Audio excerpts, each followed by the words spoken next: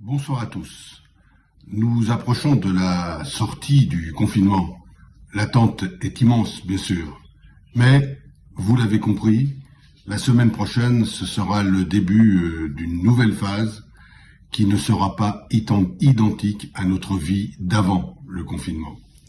Cette phase demandera encore beaucoup à nous tous. Il nous faudra avoir une capacité d'adaptation et de changement de nos habitudes.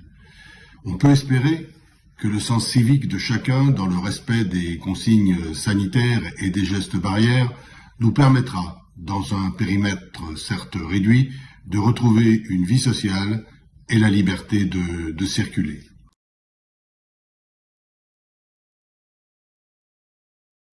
À l'heure où je vous parle, cette vidéo est en effet enregistrée à la mi-journée. Les décisions annoncées par le Premier ministre et concernant les modalités de déconfinement ne sont pas connues. Mais tous nos services sont prêts. Et je voudrais les remercier pour leur engagement. Tous nos services sont prêts à organiser progressivement l'ouverture des lieux publics dans des conditions bien sûr particulières. Alors, tenez-vous informés régulièrement sur la page Facebook et sur le site de la ville.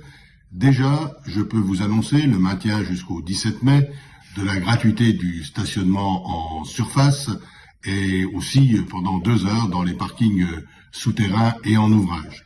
Et je peux vous apporter des précisions concernant l'école.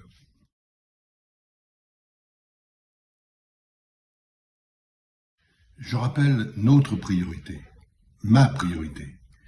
Les écoles n'accueilleront les élèves que si les conditions sanitaires sont parfaitement assurées.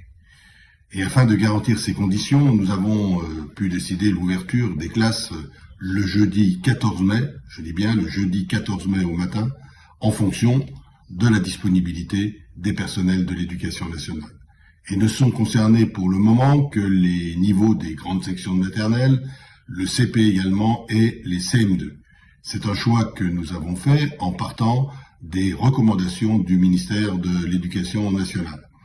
Les groupes fonctionneront à effectif très réduit pour des raisons évidentes de respect de la distanciation, avec un maximum donc de 10 écoliers par groupe, par classe.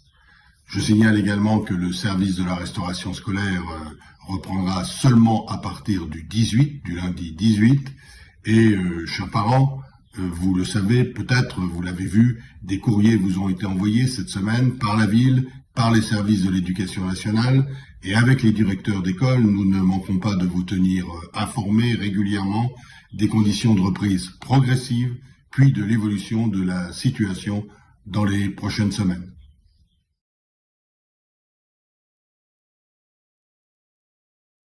Demain 8 mai, nous commémorons le 75e anniversaire de la fin de la Seconde Guerre mondiale.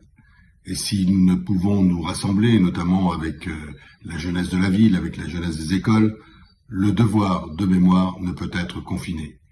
Nous le devons à toutes ces femmes, à tous ces hommes qui ont combattu pour notre liberté et lutté contre l'occupant nazi. Aussi, je déposerai une gerbe au monument aux morts en votre nom, et je vous appelle à pavoiser aux couleurs de notre pays, c'est-à-dire à mettre le drapeau tricolore au balcon et aux fenêtres. Dans cette crise sanitaire que nous traversons, et bien sûr sans la comparer à la Seconde Guerre mondiale, nous pouvons prendre le temps de réfléchir à la grandeur du programme du Conseil national de la résistance. Ce programme mis en place au lendemain de ces années de guerre et de souffrance, baptisé « Jours heureux ». Soyons dignes de nos aînés.